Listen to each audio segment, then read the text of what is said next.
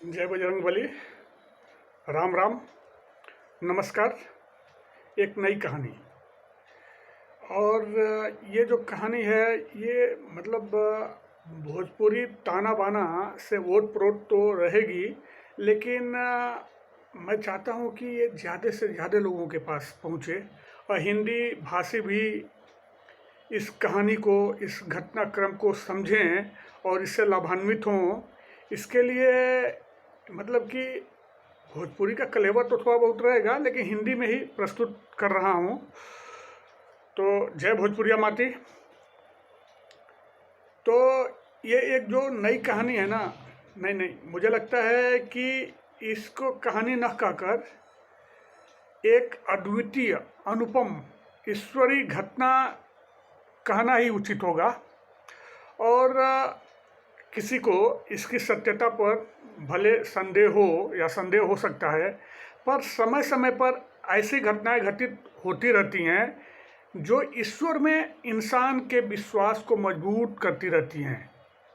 वादा करता हूँ, वादा करता नहीं हूँ कि इस घटना को सुनकर आपके सारे सवालों के, प्रश्नों के जवाब मिल जाएंगे।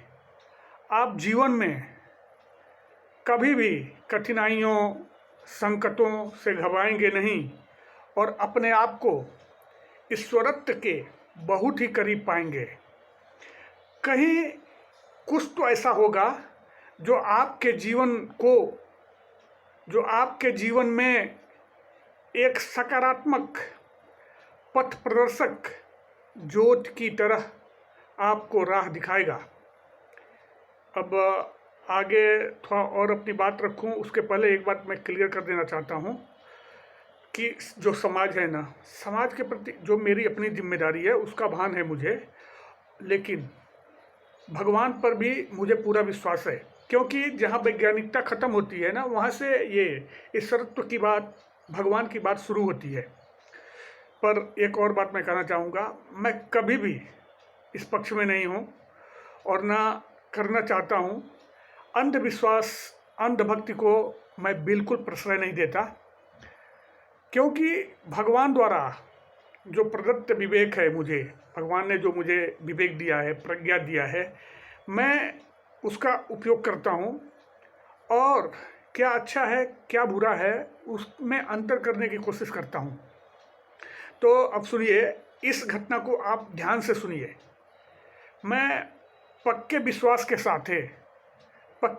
के साथ कह रहा हूँ कि इसे सुनने के बाद, मनन करने के बाद, चिंतन करने के बाद आपके जीवन में बहुत कुछ सकारात्मक होने लगेगा, बहुत कुछ सकारात्मक बदलाव होगा। जीवन के प्रति आपकी जो नज़रिया है, अगर नकारात्मक है तो बोल रहा हूँ, वो बदल जाएगी। कभी भी बुरे ख्याल आपके मन में नहीं आएंगे, क्योंकि ये जो घटना है ना, ये आत्मा और परमात्मा की है। तो अब देर ना करते हुए इस घटना को सुनाइए दे रहा हूँ, जिसे देवरिया चीनी मिल में काम करने वाले एक पंडित जी बराबर सुनाते रहते थे। और उनका कहना था कि बिल्कुल सत्य घटना है। और ये घटना उनके एक मित्र जो उनके साथ उसी चीनी मिल में काम करते थे, एक यादव जी थे और रुद्रपुर के रहने वाले थे, वो ये घटना पंडित जी को बार बार वो भी सुनाते रहते थे पंडित जी को। तो थोड़ा सा और समय लेता हूँ, फिर इस घटना को शुरू करता हूँ। मुझे यथार्थ वैज्ञानिकता, मतलब केवल वैज्ञानिकता नहीं, सत्यपरक वैज्ञानिकता, यथार्थ वैज्ञानिकता पर पूरा भरोसा है।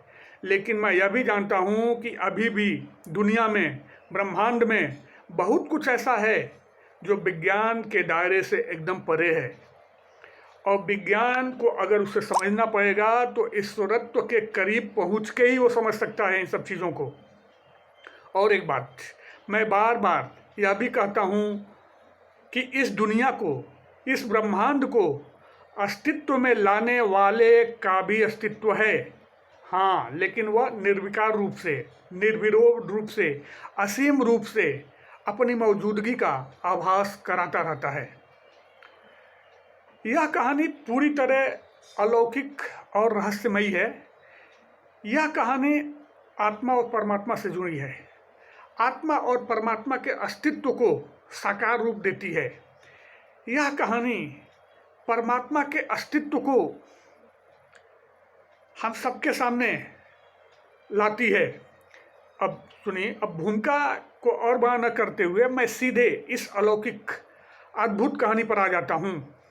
और मुझे पूरा यकीन है जो भी इस कहानी को सुनेगा यथार्थ रूप से, सकारात्मक रूप से इस कहानी को और लोगों तक भी पहुंचाने का प्रयास करेगा, क्योंकि इसमें व्यक्ति का कल्याण, समाज का कल्याण जुड़ा हुआ है।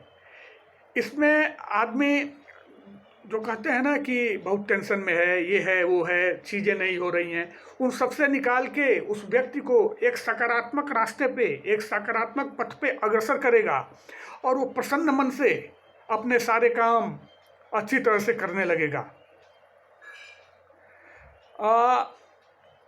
पर हाँ, इस घटना को कहानी का रूप देने के लिए मैंने कल्पित व्यक्ति नाम, स्थान नाम का सहारा लिया है, क्योंकि इस घटना को पूरी तरह से आपसे जोड़ सकूं। तो आइए शुरू करते हैं इस अलौकिक अद्भुत घटना को, कहानी को।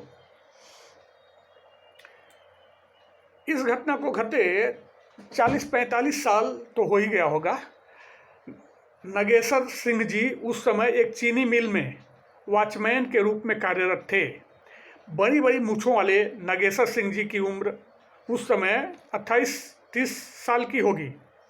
लंबे गोरे शरीर के धनी नगेश्वर जी के चेहरे पे सदा एक सौम्यता तैरती रहती थी।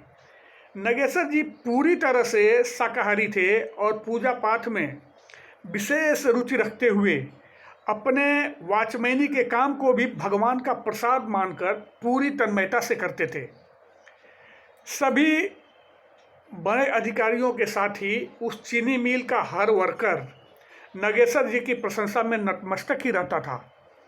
यहाँ तक कि चीनी मिल के आसपास के लोग भी नगेश्वर जी का बहुत सम्मान करते थे और अपने वहाँ होने वाले यज्ञ प्रयोजन में, पूजा पाठ में, कीर्तन में उन्हें सब प्रेम आमंत्रित करना नहीं भूलते थे।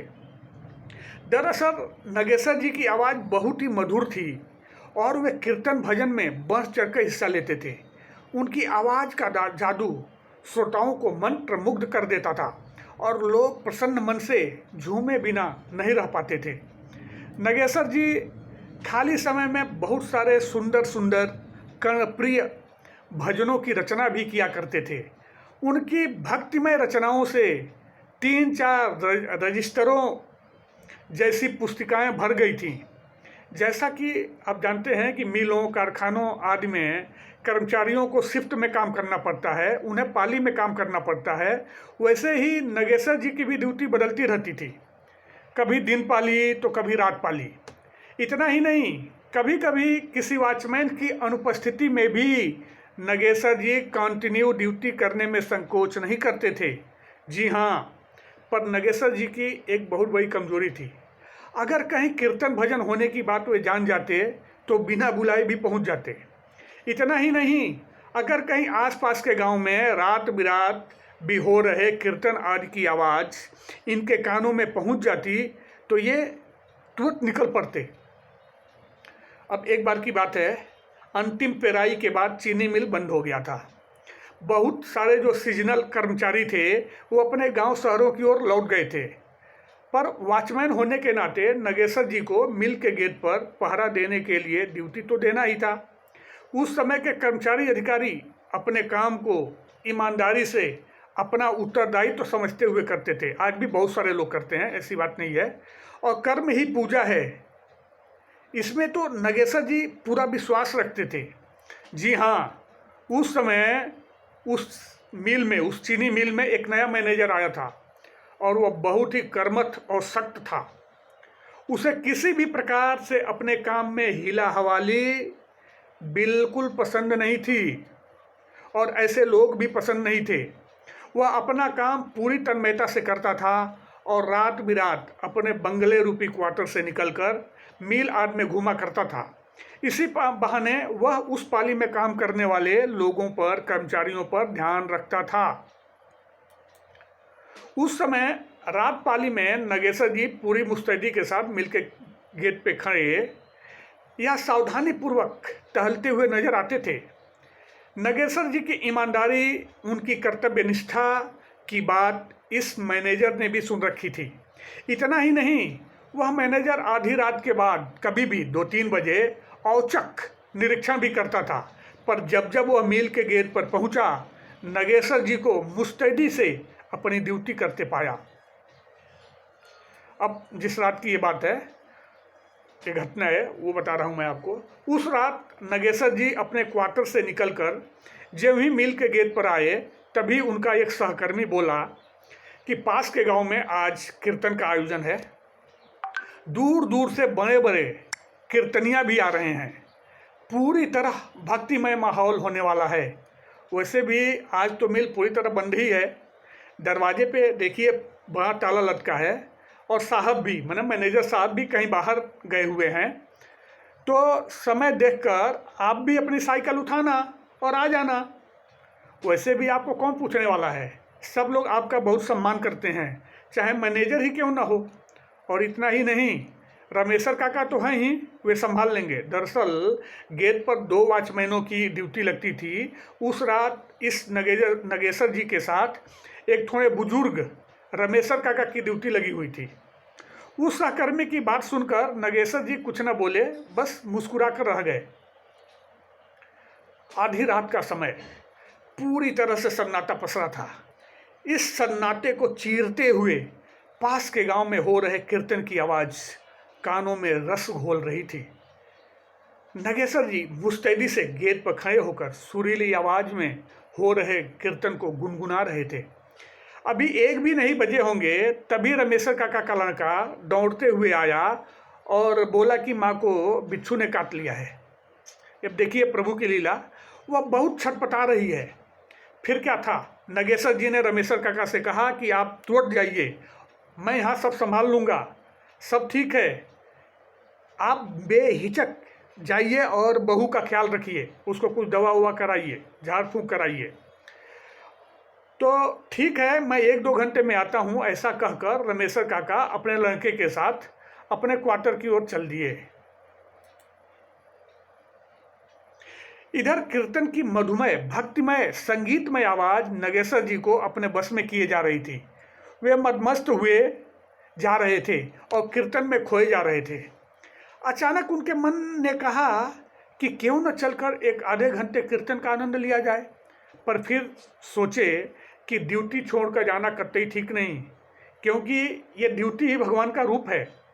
उनके मन में फिर भी उथल पुथल मची हुई थी। फिर उन्होंने सोचा कि ऐसी ड्यूटी से क्या फ़ायदा कि मैं अपने इष्ट देव की वंदना भी नहीं कर सकता, उनके भजन कीर्तन में भाग भी नहीं ले सकता। अचानक उन्होंने फैसला लिया कि कल मैं मैनेजर साहब से सारी बात बताकर नौकरी छोड़ दूंगा, पर अब तो उस स्थल पर जाऊंगा जहां से ये सुमधुर भक्तिमय आवाज़ आ रही है। इसके बाद उन्होंने भगवान राम को याद करते हुए मन ही मन कहा कि हे प्रभु, मुझे क्षमा करना, अब मुझसे इस संसार की नौकरी नहीं हो पाएगी, अब तो मैं सिर्फ और सिर्फ आपकी नौकरी ही करूंगा बस, और मुझे कुछ चीज़ जीवन में चाहिए भी नहीं। इसके बाद निश्चिंत मन से नगेश्वर जी कीर्तन की जगह पर पहुँचे, अपनी साइकिल उठाए और पहुँच गए। कीर्तन का आनंद लेने के साथ ही अपनी मधुमयी आवाज़ में वे कुछ कीर्तन भी गाए।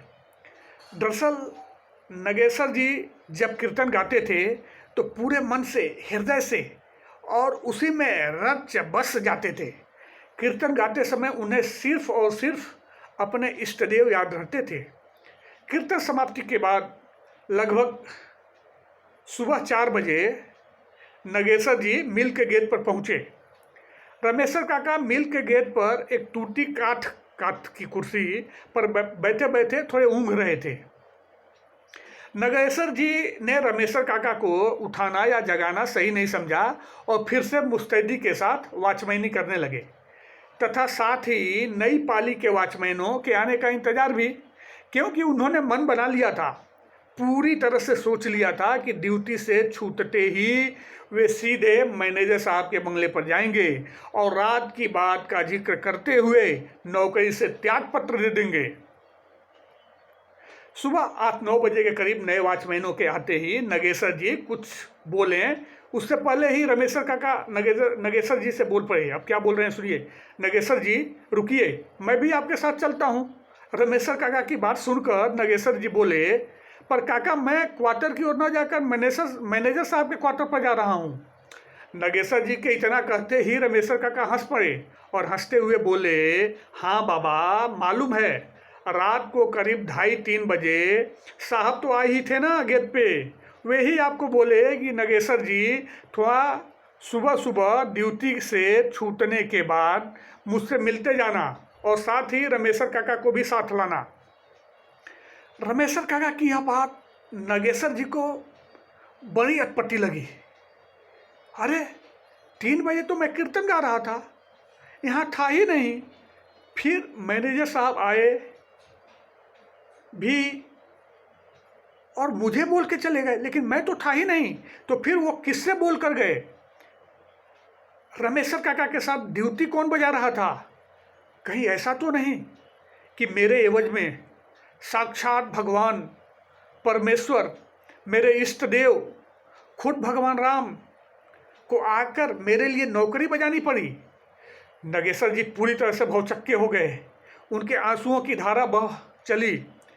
कुछ भी समझ में नहीं आ रहा था, लेकिन वे रमेश्वर काका को कुछ बताना भी नहीं चाहते थे और चुपचाप रमेश्वर काका के साथ मैनेजर साहब के क्वार्टर की ओर चल दिए। उस समय मैनेजर साहब अपने क्वार्टर में जो अंदर पौधे लगे हुए थे उनमें पानी दे रहे थे, सिंचाई कर रहे थे। नगेश्वर जी और रमेश्वर काका को देखते ही वे बड़े ही अदब और विनम्रता के साथ इन दोनों को अंदर ले गए। इतना ही नहीं, वे बड़े प्रेम से इन दोनों को कुर्सी पर बैठने का आग्रह किया और साथ ही अपनी पत्नी से चाय लाने के लिए कहा। नगेश्वर जी को कुछ भी समझ में नहीं आ रहा था। खैर, मैनेजर साहब ने ही बात शुरू की। मैनेजर साहब ने कहा कि नगेश्वर जी, आपकी कर्तव्य निष्ठा का मैं कायल हो गया हूँ। हर व्यक्ति आपकी तारीफें करता है। कल रात भी जब मैं 3 बजे के लगभग मिल के गेट पर पहुँचा तो क्या देखता हूँ कि रमेश्वर काका तो कुर्सी पर बैठे हुए हैं, पर आप खड़े होकर मुस्तैदी के साथ अपनी ड्यूटी निभा रहे हैं। मैं आपसे अति प्रसन्न हूँ और आज से आपको वॉचमैनों का हेड नियुक्त करता हूँ। आज से आपको ड्यूटी पर जाने की ज़रूरत नहीं। आप वॉचमैन कार्यालय में ही बैठकर सारे वॉचमैनों की ड्यूटी लगाएंगे और अपने हिसाब से काम करेंगे। आज से आपके किसी भी काम में कोई रोक टोक नहीं होगी। यह आज तक आपके द्वारा इस मिल के लिए किए गए कर्तव्य निर्वहन का पुरस्कार है। आपकी कर्तव्य निष्ठा, आपकी ईमानदारी का पुरस्कार है। इतना सुनते ही नगेश्वर जी का गला जो था ना रूंध गया। वे कुछ कहना चाहते थे, पर रूढ़े कंठ से कोई आवाज़ बाहर न आई। आंखों में आंसू बह निकले और मन ने मन में कहा, हे प्रभु, तू अपने भक्त का कितना ख्याल रखता है। मैं तेरी सेवा में गया और तू मेरी सेवा में आ गया। खैर, इसके बाद मैनेजर साहब ने रमेश्वर काका की ओर देखते हुए कहा कि आज से रमेश्वर काका की ड्यूटी भी रात को नहीं लगेगी। इन्हें केवल दिन में ड्यूटी करना होगा, क्योंकि इन्होंने भी इस मिल की बहुत सेवा की है।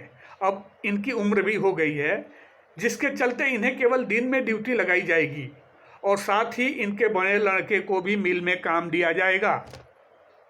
अब इससे बड़ा चमत्कार क्या होगा? मात्र नगेश्वर जी के साथ रहने से रमेश्वर काका का भी कल्याण हो गया। धन्य है तू प्रभु। कभी कभी हम लोग सोचते हैं कि इतना पैसा कमा लो तब सुख होगा, ये हो, लेकिन सच्चाई कुछ अलग ही होती है। और जो वो जो शांतता है ना, या मतलब कि एक संतोष की बात होती है ना, वो हृदय से ही आती है, वो रुपए पैसे से नहीं आती। हाँ, ये ज़रूरी है कि जीवन का निर्वहन करने के लिए कुछ तो रुपए पैसे चाहिए ही, लेकिन जो भी आप कमाइए, मेहनत से कमाइए। और मैं ये भी कहूँगा ना कि भगवान की भक्ति ठीक है, लेकिन अपने काम को भी भगवान की भक्ति मानकर कीजिए, क्योंकि अपने काम को करना भी एक सच्ची भक्ति है। अब समझिए, पूरी दुनिया अगर अपना काम धाम सुन के राम राम ही जपने लगे, जंगल में ही निकल जाए, पर्वत पे ही निकल जाए, तो भगवान द्वारा ही बनाई हुई इस दुनिया का अस्तित्व कैसे चलेगा? इसके लिए भगवान ने हम लोगों को यहाँ भेजा है। ठीक है, भक्ति करनी है, लेकिन अपने काम भी, जो हमारे नियत काम है समाज के प्रति, परिवार के प्रति, उसको भी करना है। खैर, अब ये ज़्यादा ज्ञान की बात न बोलते हुए मैं आगे की घटना पे चलता हूँ। इस घटना के काफ़ी समय बाद तक नगेश्वर जी किसी को कुछ नहीं बताए, पर जब उस मैनेजर का तबादला हो गया और वह जाने लगा तो नगेश्वर जी अपने आप को रोक नहीं पाए और उसके पास पहुंचकर रोते हुए उस रात, जिस दिन भगवान आकर उनके लिए ड्यूटी बजाए थे, उस रात की घटना मैनेजर साहब को बता दिए। अरे, इस घटना को सुनते ही मैनेजर भी रोपा और भावुक होकर नगेश्वर जी के चरणों में गिर गया।